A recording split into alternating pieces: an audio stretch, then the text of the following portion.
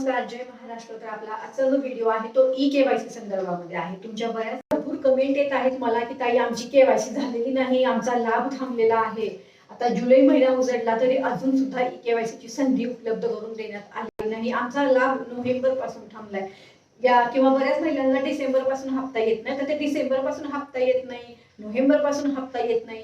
बऱ्याच महिला अशा आहेत ज्यांची केवायसी न झाल्यामुळे त्यांना हप्ता येत नाही. आज आपण या विषयामध्ये आज या व्हिडिओमध्ये तीच माहिती देत आहे की ज्या महिलांची केवायसी झाली नाही अशा बऱ्याच महिला आहेत बघा.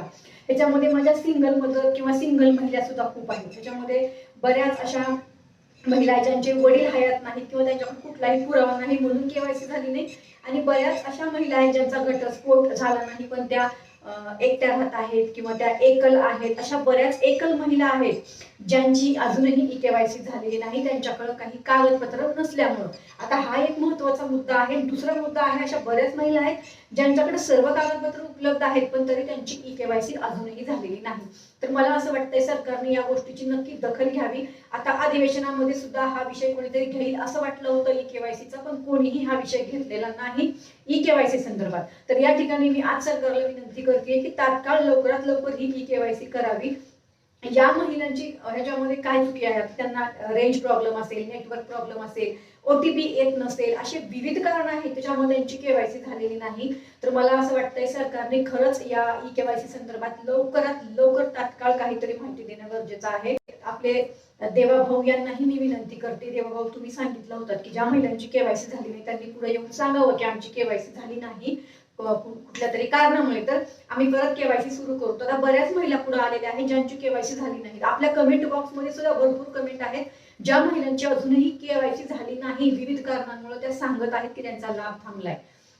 तर आता जवळपास आता जुलै महिना उजडला, जवळपास 8 महिने होत आले, 8-9 महिने होत आले, त्यांना लाभच मिळत नाही त्यांची केवायसी न झाल्यामुळं.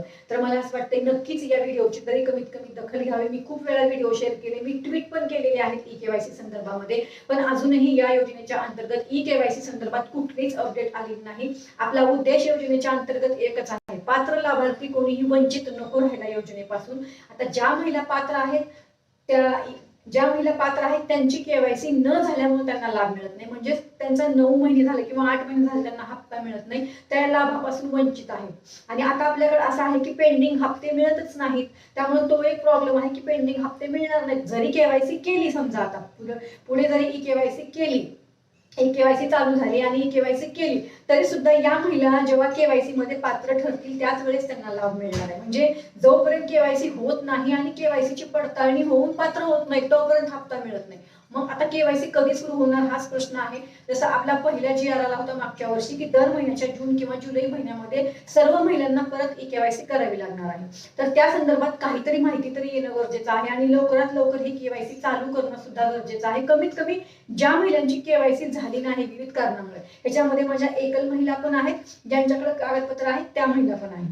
तर या दोन्ही आहेत महिला ज्यांची केवायसी झाली नाही. मला असं वाटतंय सरकारने खरंच या गोष्टीची दखल घेणं गरजेचं आहे वारंवार, आणि त्यामुळे लवकरात लवकर अपडेट द्यावी, काहीतरी माहिती द्यावी की या महिन्यामध्ये त्या महिन्यामध्ये कुठल्या महिन्यामध्ये केवायसी चालू होणार आहे.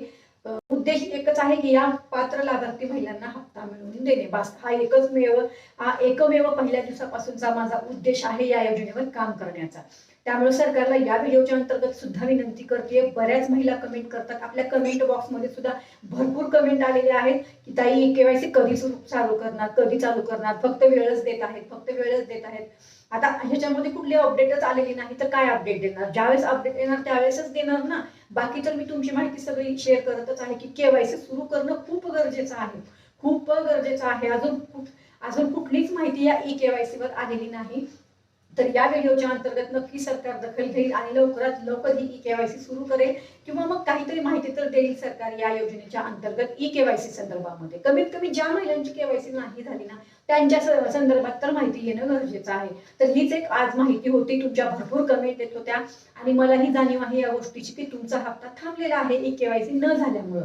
पण मी नक्की प्रयत्न करत आहे आणि कायम मी प्रयत्न करत राहील. आपण कुठलाच मुद्दा सोडणार नाही. बघा, आज मी तुम्हाला या ठिकाणी या व्हिडिओमध्ये एक महत्त्वाची माहिती देणार आहे. आपण म्हणत होतो की 15 तारखेपर्यंत आपल्याला हप्ता मिळावा, तुम्ही बघितलं सरकारने या गोष्टीची दखल घेतली आणि आता 15 तारखेपर्यंतच आपल्याला वितरण होत आहे.